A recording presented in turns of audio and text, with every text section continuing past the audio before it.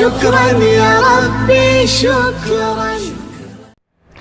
السلام عليكم ورحمة الله تعالى وبركاته.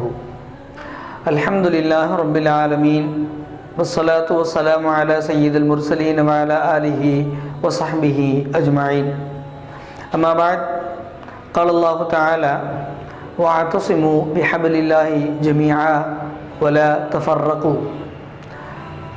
கண்ணியத்திற்கும் மரியாதைக்கும் உரிய பெரியோர்களே, தாய்மார்களே, சகோதர சகோதரிகளே, அல்லாஹு ஜல்லஷானஹு வ தஆலா நம்மை படைக்கும் பொழுதே அவனுக்கு கட்டுப்பட்டு வாழ வேண்டும் என்ற அமைப்பிலேயே நம்மை படைத்திருக்கிறான்.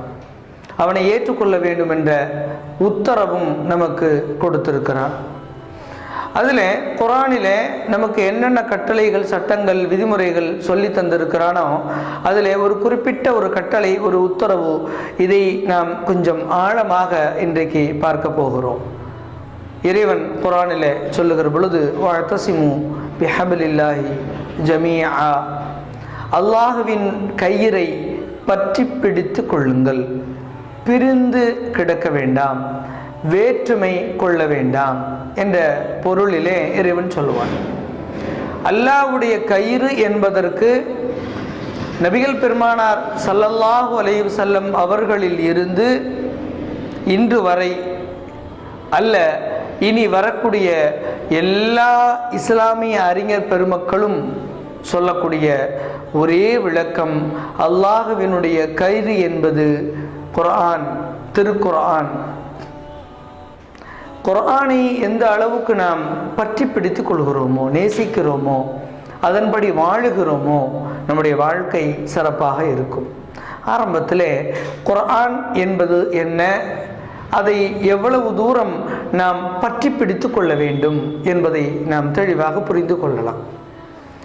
குர்ஆனை விட இந்த உலகத்திலே மேலான ஒரு வழிகாட்டி என்று இந்த உலகத்தில் வேறொன்றும் இல்லை. ஏனென்றால் குர்ஆன் என்பதை இறைவன் தன்னுடைய கயிறு என்று சொல்லுகிறான்.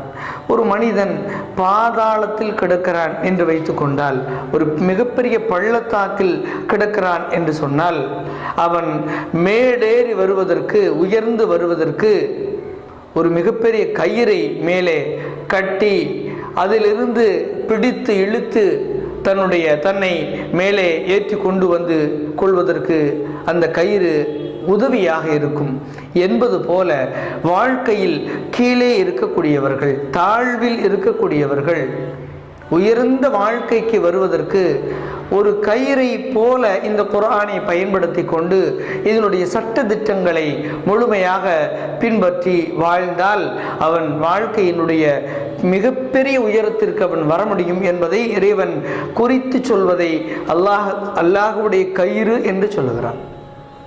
குர்ஆன் வேதம்.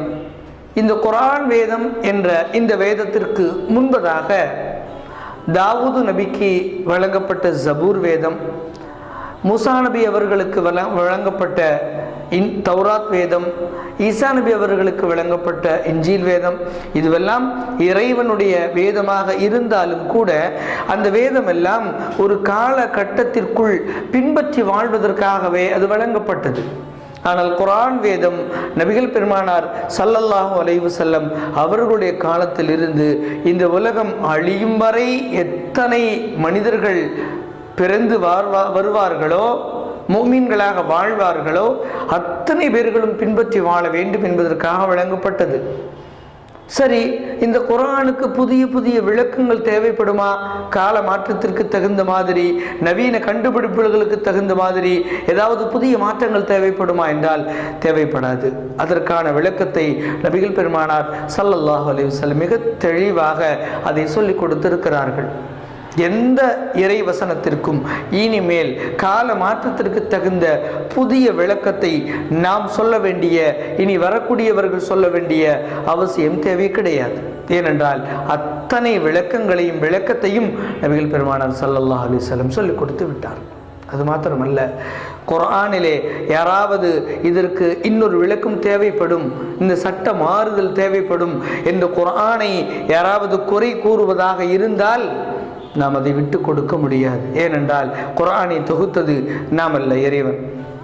சமீப காலமாக இந்தியா போன்ற நாடுகளிலே குர்ஆன் என்பதனுடைய இந்த சட்ட திட்டங்களை மாற்றுவதற்கு, குறிப்பாக சொத்துரிமை, பெண்களுடைய தலாக்கு சம்பந்தப்பட்ட பல்வேறு விஷயங்களிலே பெண்களுக்கு தாங்கள் உதவி செய்வதாக வலுக்கட்டாயமாக வந்து நிற்கிற சுயநல அரசியல்வாதிகள், இஸ்லாமிய சமூக மக்கள் இந்த உலகத்தில் இருக்கவே கூடாது, இஸ்லாமிய மார்க்கம் நாம் கொண்டிருக்கக்கூடிய அழுக்கான மதத்திற்கு எதிரான சட்டங்களை எல்லாம் சொல்லி இந்த மக்களை விழிப்புணர்வு ஏற்படுத்துகிறது என்ற கோபத்தில் குர்ஆனுடைய சட்டத்திட்டங்களுக்கெல்லாம் நாங்கள் மாறுதல் கொடுக்கிறோம், அதை விட சிறந்த சட்டங்களை நாங்கள் கொடுக்கிறோம் என்ற முனைப்பிலே அவர்கள் வருகிற பொழுது முஸ்லிம்களாகிய நாம் ஒன்று சேர்ந்து ஒற்றுமையாக இருந்து இந்த குர்ஆனை பாதுகாக்க வேண்டிய கட்டாய காலத்திலே நாம் இருக்கிறோம். ஆனால் இப்பொழுது நிகழ்ந்து கொண்டிருக்கக்கூடிய சம்பவங்களையும் நிகழ்வுகளையும் நாம் பார்க்கிறோம். எப்படியெல்லாம் ஒற்றுமை குலைக்கப்படுகிறது. ஆங்காங்கே மாநாடுகள் ஒரு சீசன் மாதிரி. பொதுவாகவே எப்பொழுது இந்திய பாராளுமன்ற தேர்தல் நெருங்குமோ நம்முடைய இஸ்லாமிய பலத்தை காட்டுவதற்காகவே பல இயக்கங்களும் பல அரசியல் இஸ்லாமிய கட்சிகளும் மாநாடு கூட்டி எங்களுக்கு பின்னால் இத்தனை முஸ்லீம்கள் இருக்கிறார்கள், எனவே உங்களுக்கு ஓட்டு தேவைப்படுவதாக இருந்தால் எங்களை நீங்கள் அணுகலாம் என்பது மாதிரியான ஒரு இரகசிய பிரச்சாரத்தை மாநாடு என்ற பெயரில், குர்ஆன் என்ற பெயரில், இறைவனுடைய அழைப்பு பணி என்ற பெயரில் மாநாடுகள் கூட்டுகிறார்கள். நாம் ஒரு விஷயத்தை சிந்தனை கொள்ள வேண்டும். இறைவன் சொல்லுகிறான், குர்ஆனை பிடித்து கொள்ளுங்கள், பிரிந்து விட வேண்டாம், வேற்றுமை காண வேண்டாம், ஒற்றுமை இழந்து விட வேண்டாம். நாம் ஒரு விஷயத்தை புரிந்து கொள்ள வேண்டும். ஒவ்வொரு மனிதனுக்கும் ஒரு விதமான கொள்கை வேறுபாடுகள் இருக்கத்தான் செய்யும். ஆனால் அடிப்படை ஒன்றுதான், லா இலாஹ இல்லல்லாஹ் முஹம்மது ரசூலுல்லாஹ், அல்லாஹ் ஒருவன், அவனுடைய இறுதி தூதர் முஹம்மது நபி ஸல்லல்லாஹு அலைஹி வஸல்லம் அவர்களை நாம் ஏற்றுக்கொண்டிருக்கிறோம். அவர்களுக்கு வழங்கப்பட்ட குர்ஆனை ஏற்றுக்கொண்டிருக்கிறோம். அதை மட்டுமே நாம் பின்பற்றி கொண்டிருக்கிறோம். அதற்கு விளக்கமாக நமக்கு நபிகள் பெருமானார் ஸல்லல்லாஹு அலைஹி வஸல்லம் சொல்லிக் கொடுத்த அவர்களுடைய பொன்மொழியாகிய ஹதீஸையும் பின்பற்றி கொண்டிருக்கிறோம். இதற்கு முரணாக வேறு ஒன்றையும் நாம் எடுத்துக்கொள்ள முடியாது. அப்படி இருக்கும் பொழுது எப்படி நாம் ஒன்று சேர வேண்டும் என்பதை சிந்திக்க வேண்டிய இந்த நேரத்திலே அவரவர்கள் அவர்களுடைய கூட்டங்களை கூடிக்கொண்டு 2019 ஜனவரி 26, 27, 28 இந்த 3 நாட்களிலும் தப்லீக் ஜமாத்தினுடைய இஜ்திமா என்ற ஒருங்கிணைப்பு ஜனவரி 26ஆம் தேதியிலே தௌஹீத் ஜமாத் சார்பாக குர்ஆன் மாநாடு. ஆக இப்படியெல்லாம் இங்கே செல்பவர்கள் அங்கே செல்வதில்லை.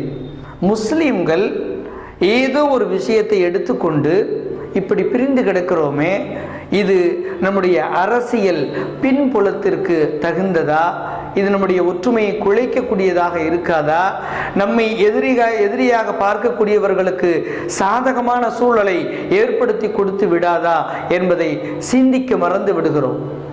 இயக்க வாரியாக இஸ்லாமிய கட்சி வாரியாக நாம் தனித்தனியாக பிரிந்து கிடக்கிறோமே, நாம் எப்பொழுது ஒன்று சேரப்போகிறோம்? இப்படியெல்லாம் இருந்தால் ஒருவரை ஒருவர் மார்க்க ரீதியாக தர்க்க ரீதியாக குறை சொல்லி கொண்டே இருந்தால் ஒரு குடும்பத்தில் கொள்கை ரீதியான பாகுபாடு இருக்கிறது. ஒரே குடும்பத்திலே தௌஹீதை சேர்ந்தவர்கள், தப்லீகை சேர்ந்தவர்கள், சுன்னத்து ஜமாத் என்பதை சேர்ந்தவர்கள், தரீகாவை சேர்ந்தவர்கள், பல்வேறு இயக்கங்களை உள்வாங்கிக் கொண்டு அது சரி என்று புரிந்து வைத்திருக்கக்கூடியவர்கள் ஒரே குடும்பத்தில் இருக்கிறது. இந்த இந்தியாவிலே சுதந்திரம் பெறுவதற்கு முன்பு பிரிட்டிஷ் நம்மை எப்படி ஆள வேண்டும் என்று திட்டமிடும் பொழுது இந்துக்கள், கிறிஸ்தவர்கள், முஸ்லிம்கள் என்று பகுத்து வைத்திருந்தார்களோ, பிரித்து வைத்திருந்தார்களோ, பிரித்தாளும் சூழ்ச்சியை நமக்குள்ளே எப்படி கொண்டு வந்தார்களோ, இன்றைக்கு இதையே சுதந்திர இந்தியாவுக்கு பிறகு சிறுபான்மை இந்துக்களாக இருக்கக்கூடிய ஆரியர்கள், பிராமணர்கள் இந்தியாவினுடைய பல முக்கிய பொறுப்புகளை மந்திரிகளாக, ஆட்சியாளர்களாக, முக்கிய பொறுப்பு வகிக்கக்கூடியவர்கள் நம்மை சேர்த்து அவர்களுடைய சட்ட திட்டங்களுக்கு கீழே நம்மை ஆட்சியாள வேண்டும் என்பதற்காக முஸ்லீம்கள் பாகிஸ்தான் செல்ல வேண்டும், முஸ்லீம்கள் ஆப்கானிஸ்தான் செல்ல வேண்டும் என்பது போன்ற தொடர்ந்த முழக்கங்களை கொண்டு வருகிறார்கள். இதற்கு பின்னால் நாம் ஒரு விஷயத்தை புரிந்து கொள்ள வேண்டும். அவர்கள் இந்துக்கள் என்ற ஒரு வார்த்தையிற்கு கீழே மற்ற எல்லா ஜாதி பிரிவுகளையும் கொண்டு வந்து விடுகிறார்கள். இந்து என்ற வார்த்தையை சொன்னாலே எல்லோரும் சேர்ந்து விடுகிறார்கள். ஆனால் அவர்களுக்கு தெரியும், நம்ம இவர்கள் அவர்களுடைய ஆலயத்தினுடைய பூஜை அறைக்குள் உள்ளே, கருவறைக்குள்ளே நம்மை அனுமதிக்க மாட்டார்கள் என்று தெரிந்த பிறகும் கூட இந்து என்ற வார்த்தையை சொன்ன உடனே அவர்கள் ஒன்று சேர்ந்து விடுகிறார்கள். ஆனால் முஸ்லிம்கள் என்று எத்தனை நாம் சொன்னாலும் முஸ்லிம்கள் தான், ஆனால் உங்களுடைய கொள்கை வேறு, எங்களுடைய கொள்கை வேறு என்று நமக்குள்ளேயே இன்றைக்கும் பேசி தெரிந்து கொண்டிருக்கிறோமே. நாம் சிந்திக்க வேண்டும். இன்னொரு விஷயம், இப்படியெல்லாம் அது நடத்தக்கூடிய அந்த மாநாடுகளுக்கான செலவுகள் கோடி கோடியாக செலவு செய்கிறோமே. அது தப்லீக் ஜமாத் நடத்தினாலும் சரி, அது தௌஹீத் ஜமாத் நடத்தினாலும் சரி, அல்லது தரீகா நடத்தினாலும் சரி, அது ஒன்று சேர்ந்து பிரிவதாக, மார்க்க விஷயங்கள் பேசி பிரிவதாக இருந்தால் பரவாயில்லை. அதற்கான மிக பிரமாண்ட ஏற்பாடுகள், அதற்கான தண்ணீர் ஏற்பாடு, மின்சார ஏற்பாடு, அதற்கான மிகப்பெரிய செலவீனம் என்று வருகிற பொழுது ஒரு மாநாட்டிற்கு கோடி கணக்கிலே செலவு செய்யப்படுகிறது என்றால், இந்த செலவு செய்ய தயாரிக்கக்கூடிய இந்த பணத்தை இஸ்லாமிய சமூகத்தில் இருக்கக்கூடிய ஏழை எளிய மக்கள், வறுமை கோட்டுக்கு கீழே உணவுக்கு கூட வழி இல்லாத எத்தனை ஏழ்மையான மக்கள் இருக்கிறார்கள். நீங்கள் சென்று பாருங்கள், பொது அரசு மருத்துவமனைக்கு சென்று பாருங்கள். எத்தனை பரதா போட்ட நம்முடைய சகோதரிகள் அங்கே தங்களுடைய பிள்ளைகளுக்கு, தன்னுடைய வீட்டு மக்களுக்காக உடல்நல குறைவால் பாதிக்கப்பட்டு பரிசோதனையில் வந்து செலவழிக்க தனியார் மருத்துவமனைக்கு செல்ல முடியாமல், அங்கே சரியான முறையில் 3 வேளை சாப்பிட முடியாமல் எவ்வளவு சிரமத்திற்கு மத்தியில் அவர்கள் மருத்துவம் செய்து கொண்டிருக்கிறார்கள், சிகிச்சை பார்க்கிறார்கள் என்று போய் பார்த்தால் நமக்கு புரியும். இவர்களுக்கு யார் உதவி செய்வது?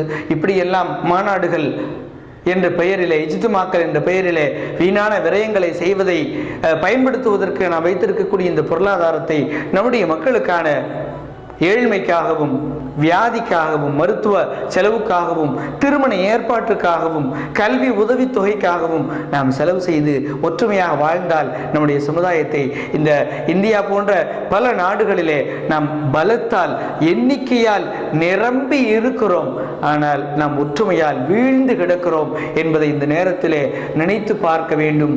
ஒற்றுமையாக வாழ வேண்டும் என்று சொன்ன முதல் மார்க்கமும் இஸ்லாம் தான், நிறைவான மார்க்கமும் இஸ்லாம் தான்.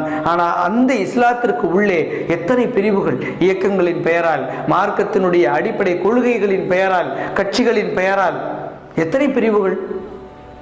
ஆகவே நாம் ஒற்றுமையாக வாழ வேண்டும் என்ற தத்துவத்தை நபிகள் பெருமானார் ஸல்லல்லாஹு அலைஹி வஸல்லம் கற்றுக் கொடுத்தார்கள். ஹிஜ்ரத்துடைய நேரத்திலே நபி ஸல்லல்லாஹு அலைஹி வஸல்லம் அவர்கள் இதை வலியுறுத்தி சொல்லி இருக்கிறார்கள். மதினா வாழ்க்கைக்கு பிறகு அவர்களுடைய ஹஜ்ஜு நேரத்திலும் ஒற்றுமையாக வாழ்வதனுடைய நன்மைகளை குறித்து நபிகள் பெருமானார் ஸல்லல்லாஹு அலைஹி வஸல்லம் சொல்லிக் கொடுத்திருக்கிறார்கள். இஸ்லாமிய சமூகம் எப்பொழுதும் சேர்த்து வாழ வேண்டும் என்பதற்குத்தான் இது போன்ற விஷயங்களை சொல்லி தந்திருக்கிறார்கள். இறைவன் குர்ஆனில் சொல்வான், இன்னமல் முஃமினூன இஹ்வத்துன் ஃபஅஸ்லிஹு பைன அஹவைக்கும். ஒவ்வொரு முஸ்லிம்களும் அவர்கள் உறவு இல்லையோ, ஒரு மொழியில் பேசுவார்களோ இல்லையோ, ஒரே நிறத்தில் இருக்கிறார்களோ இல்லையோ, ஒரு நாட்டில் வாழுகிறார்களோ இல்லையோ, அவர்கள் அத்தனை பேர்களும் அல்லாஹ்வையும் ரசூலையும் குர்ஆனையும் ஹதீஸையும் ஏற்றுக்கொண்டு விட்டால் அவர்கள் ஒன்று பிறந்தவர்கள் போல சகோதரர்கள் தான். அவர்களுக்குள்ளே இருக்கக்கூடிய சின்ன சின்ன பிரச்சனைகளை எல்லாம் சீர்திருத்தம் செய்து கொள்ள வேண்டும். ஃபஅஸ்லிஹு பைன அஹவைக்கும். உங்களுடைய சகோதரத்துவத்தில் இருக்கக்கூடிய பிரச்சனைகளை நீங்கள் திருத்தம் செய்து கொள்ள வேண்டும் என்று இறைவன் கட்டளையாக சொல்கிறான். ஆகவே வரக்கூடிய இந்த இன்னும் 2 மாதங்களில் வரக்கூடிய பாராளுமன்ற தேர்தலிலே இஸ்லாத்திற்கு மாத்திரமல்ல, கிறிஸ்தவர்களுக்கும் சிறுபான்மையினர் மக்களுக்கும் ஒரு சில இந்துக்களுக்கும் கூட சட்டதிட்டங்கள் பாதகமாக, அவருடைய வாழ்க்கைக்கு பாதகமாக இருக்கிறது என்பதை உள்வாங்கி கொண்டு முதலில் முஸ்லிம்களாகிய நாம் எல்லா அடிப்படை கருத்து வேற்றுமை எல்லாம் தூக்கி எறிந்துவிட்டு அண்ணன் தம்பிகளாக சகோதரர்களாக நாம் குர்ஆன் ஹதீஸை கையில் எடுத்துக்கொண்டு குர்ஆனுடைய அல்லாஹ்வுடைய கயிறு என்ற விஷயத்தை விளங்கி பற்றி பிடித்து கொண்டு நாம் எல்லோரும் ஒற்றுமையாக வாழ நாம் கற்றுக்கொள்ள வேண்டும். அல்லாஹு தாலா அப்படி நாம் எல்லோரும் ஒற்றுமையாக வாழக்கூடிய வாய்ப்பையும் இனி வரக்கூடிய எல்லா காலத்திலும் இந்த ஏப்ரல் 2019 வரக்கூடிய பாராளுமன்ற தேர்தலில் மாத்திரமல்ல, இனி அடுத்து வரக்கூடிய எல்லா காலங்களிலும் இஸ்லாமிய சட்ட திட்டத்தின் அடிப்படையில் இந்த எல்லா மக்களும் வாழக்கூடிய வாய்ப்பு இருக்க வேண்டும். ஏனென்று சொன்னால் இஸ்லாத்தில் தான் குற்றங்களுக்கு சரியான தண்டனை முறை இருக்கிறது, வேறு எங்கும் இல்லை. இந்திய சட்டத்திலும் கூட சரியான தண்டனை இல்லை.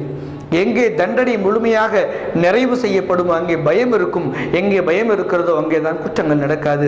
எனவே குற்றங்கள் இல்லாத ஒரு நல்ல சமுதாயத்தை நாம் உருவாக்க வேண்டுமானால் முதலில் நாம் ஒற்றுமையாக வாழ வேண்டும். அப்படி குர்ஆனையும் ஹதீஸையும் பின்பற்றி ஒற்றுமையோடு வாழக்கூடிய நல்ல வாய்ப்பை அல்லாஹ் உங்களுக்கும் எனக்கும் உலக முஸ்லிம்கள் அத்தனை மக்களுக்கும் வாழும் வாய்ப்பை வழங்குவானாக. வா ஆகிரு தஅவானா அனில் ஹம்துலில்லாஹி ரப்பில் ஆலமீன். அஸ்ஸலாமு அலைக்கும் வரஹ்மத்துல்லாஹி வபரகாத்துஹு.